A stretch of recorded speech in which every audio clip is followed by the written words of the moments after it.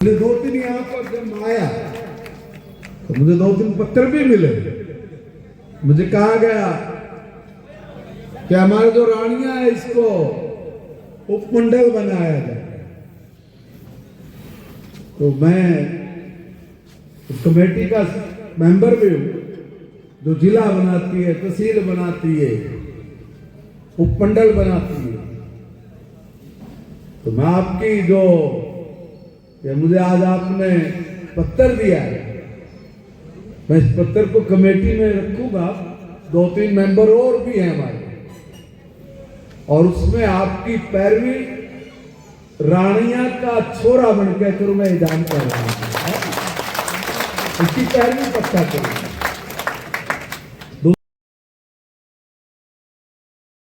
नमस्कार, स्वागत है आप सभी का के हरियाणा पर। इस वक्त तस्वीरें हम आपको रानिया से दिखा रहे हैं, जहां पर आपको बता दें कि रानिया के अंदर आज हरियाणा सरकार में शिक्षा मंत्री महिपाल ढांडा पहुंचे।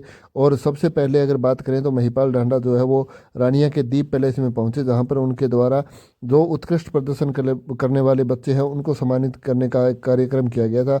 आप तस्वीरों में देख सकते हैं कि जैसे ही महिपाल ढांडा जो हरियाणा सरकार में शिक्षा मंत्री है वो दीप पैलेस में पहुंचे, तो वहाँ छोटी छोटी बच्चियों के द्वारा उनका जो है वो तिलक लगा करके फूल बरसा करके उनका स्वागत किया गया।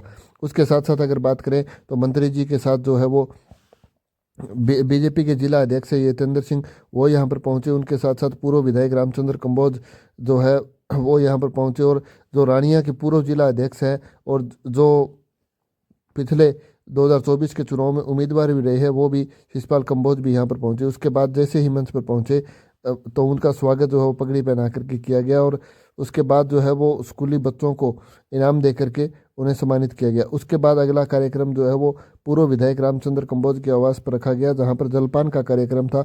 उस कार्यक्रम में जैसे ही मंत्री जी पहुँचे तो उनका भव्य स्वागत जो है वहाँ पर किया गया, और तमाम गांव के सरपंच जो है वो पूर्व विधायक रामचंद्र कंबोज के प्रतिष्ठान पर मौजूद थे, और उन्होंने फूल मालाएं पहना करके फूल बरसा करके जो है मंत्री जी का स्वागत किया। आप तस्वीरों में देख सकते हैं कि किस तरह जो मंत्री शिक्षा मंत्री महिपाल ढांडा का स्वागत यहाँ पर फूल मालाओं के साथ किया जा रहा है। उसके बाद अगर बात करें तो महमदपुरिया गाँव में मीरा दुसाद जो कि बीजेपी नेत्री है, उनके गाँव में उनके घर पर भी एक कार्यक्रम का आयोजन किया गया, जहां पर मंत्री जी पहुंचे तो उनका भी स्वागत जो है वो वहां गांव के लोगों के द्वारा व गांव महमदपुरिया के सरपंच व गांव कुसर के सरपंच व अन्य गांवों के जो सरपंच यहाँ पर मौजूद थे उनका मंत्री जी का स्वागत जो है वो भव्य तरीके से किया गया। आप तस्वीरों में देख सकते हैं कि फूल मालाएं पहना करके उनका भव्य स्वागत जो है वो मीरा दुसाद जो बीजेपी नेत्री है उनके आवास पर किया जा रहा है। इस पूरे कार्यक्रम को लेकर के और रानिया के इस दौरे को लेकर के मंत्री जी क्या कुछ कहते हैं, क्या कुछ संबोधन में कहा, वो सुनिए जरा। पर बैठे हुए हैं तो मेरा अहो भाग्य है कि हमारी मंडल की अध्यक्षा, हमारे प्रदेश जिला अध्यक्ष, इन सब की टीम ने मुझे यहाँ आने का मेरा निमंत्रण स्वीकार कर लिया। भाई रामचंद्र कंबोज जी मेरे बहुत अच्छे दोस्त,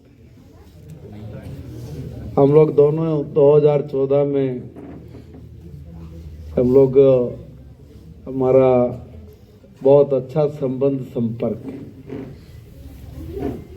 एक समय था ये विधानसभा में सामने बैठते थे और हम इनके सामने बैठते थे। एक समय ये है कि हम सब साथ साथ इस देश की प्रदेश की प्रगति में अपना सहयोग कर रहे हैं। मुझे याद है कि उस दौरान आपके इलाके के एक बड़े नेता वो मेरे निशाने पे आ गए थे, तब रामचंद्र जी भी वही थे। तो आदमी की बोलने का ढंग, तो व्यवहार, वो कभी सत्ता में ऐसा रहा होगा और कोई व्यक्ति हर वक्त उसी व्यवहार को लेके जिए तब तो पीढ़ियां बदल गई। अब तो दूसरे तरह के बच्चे आ गए हैं, वो किसी की इस तरह की बात थोड़ी नहीं सहन करेंगे। मगर मैं कुल मिला के एक निवेदन कर रहा हूं कि आप सब ने भारतीय जनता पार्टी पर एक बार आप लोग भरोसा करिए पूर्ण रूप से, एक नीचे तक भी जाके लोगों को ये बताने की और समझाने की भी जरूरत है कि आज देश को जरूरत किस चीज की है, प्रदेश को किस चीज की जरूरत है, कैसे हमारे बच्चे आगे बढ़े, किस तरह की एजुकेशन चाहिए, किस तरह के इंडस्ट्री चाहिए, किस तरह का एग्रीकल्चर का जो सिस्टम है उसमें आधुनिकीकरण क्या चाहिए। आपके इधर तो बड़े जमींदार हैं, मगर हमारे इधर छोटे जमींदार हैं। हमारे यहाँ जो छोटी हो गई है, अभी भी आपके इधर तो 15-20 किले से नीचे का तो जमींदार नहीं होगा शायद कोई, क्योंकि आपके यहाँ जमींदारा बड़ा है।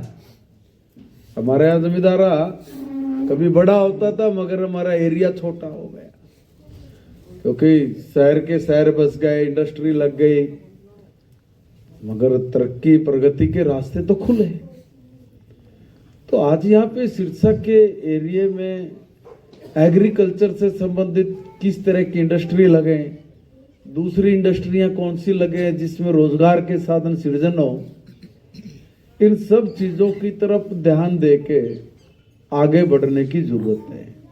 मैं समझता हूं कि सिरसा जिले में भी एक बारी सोनीपत और जींद बना दो।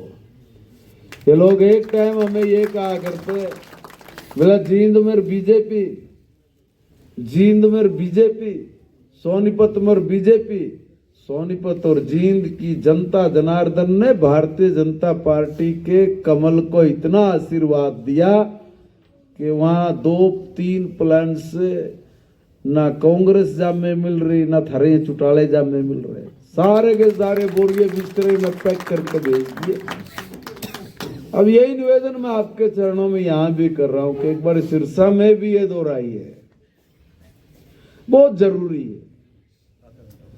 जिन लोगों के हाथ में सत्ता रही उन्होंने कुछ करके क्यों नहीं दिखाया, जबकि हरियाणा प्रदेश में तो ये कहते हैं कि भाई अगर रोहतक के लोगों के हाथ में चौधर आई तो रोहतक चमका दिया, अगर हिसार के लोगों के हाथ में चौधर आई तो हिसार चमका दिया, भिवानी के लोगों के हाथ में चौधर आई थी जिबिला ने भिवानी चमका दिया, राय तो सिरसा के भी थी, हमने क्यों चूल्हे में सूट दिया सिरसा, तुमने भी तो कुछ ना कुछ करके देना था। तो इसलिए मेरा निवेदन है कि बिना किसी विजनरी व्यक्तित्व के आपका डेवलपमेंट थोड़ा कठिन लगता है। और मैं ये चाहूंगा कि आप लोग भाजपा को अपना पूर्ण आशीर्वाद दें और हम आपके लिए अच्छा करेंगे, अच्छा कर भी रहे हैं, मगर अभी भी क्योंकि बहुत गहरी गहरी खाई 50-60 साल में खुदी है, बहुत गहरी खाई खुदी है। उनको अब ये नहीं कर सकते कि भी अभी हमें भी 10 साल होगा हम ये बोले कि नहीं, अभी उसको बहुत भरा है, हमने ही भरा है, हमने ही ठीक किया जितना किया और बहुत प्रयास करके किया है। करप्शन के जितने अड्डे थे, गढ़ थे, सब तोड़े हैं, ऑनलाइन करके तोड़े हैं, दूसरे तरीके से तोड़े हैं, सख्ताई करके तोड़े हैं। एक यही नहीं, हर जगह पे इन्होंने जो पाप बोए हुए थे उनको एक बार खत्म करने में जो समय हमें लगना था लगा, मगर अब गाड़ी स्पीड पकड़ गई है। 100 की स्पीड पे आदरणीय नायब सैनी जी के नेतृत्व में डेवलपमेंट चल पड़ा है। हरियाणा में नौकरी अब मिलती तो थी, किसको मिलती थी राम जाने, मगर पढ़े लिखे को मिलती थी कि नहीं मिलती थी ये बड़ा प्रश्न था। अब पढ़ा लिखा अगर किसी सीट पे होगा तो वो तुम्हारे लिए कुछ कर पाएगा, समझ पाएगा, और अगर अंगूठा छाप कोई बैठ गया होगा तो फिर तो समस्या हमें सबको ही आनी है।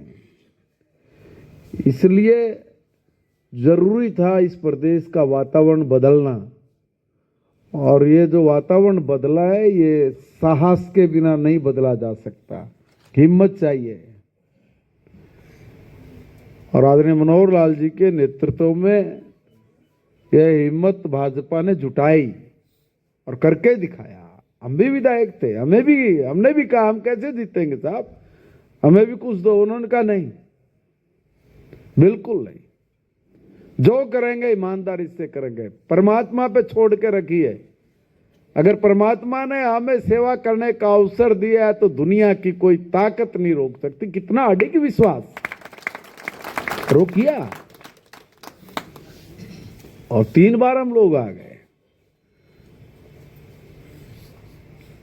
निवेदन है, एक बार आप सब सिरसा के वासी भी भाजपा को अपना संपूर्ण आशीर्वाद दें ताकि हम लोग आपकी सेवा में लगे रहें, आपकी राजनीतिक रूप से सेवा कर सकें, आपकी समस्याओं का निदान कर सकें, नए रास्ते रोजगार के वो निकलें। उसके लिए हम अभी भी आपका संपूर्ण सहयोग कर रहे हैं, मगर कुछ परिस्थितियां होती हैं, कुछ चीजें समझनी होती है, समझानी होती है। उसके लिए आपका अपना जनप्रतिनिधि चाहिए ताकि वो जनप्रतिनिधि उस इलाके की हर नब्ज को जानता हो, समझता हो, पकड़ता हो, कहां पर किस चीज की आवश्यकता है इसके लिए बोल सकता हो। भाई ऐसा आप आशीर्वाद देके भेजेंगे आने वाले दिनों में तो हम आपको बहुत बहुत, क्योंकि मैं तो आया हूं आपका आशीर्वाद मांगने के लिए, तो वो हमें मिलेगा तो हम आपके आभार रहेंगे। बहुत बहुत धन्यवाद। और वास्तव में हमारा भाई बहुत सिंसियर है, विधानसभा में चाहे भले उस पक्ष से बोलते हो मगर अच्छा बोला करते हैं, अच्छी आवाज उठाते थे। अब हम चाहें कि भाई हमारी जो पार्टी है वो इन विधानसभाओं में से आपकी बुलंद आवाज बन के वहां विधानसभा में गूंजे, इसलिए आप सबका आशीर्वाद अपेक्षित है। बहुत बहुत धन्यवाद, शुक्रिया।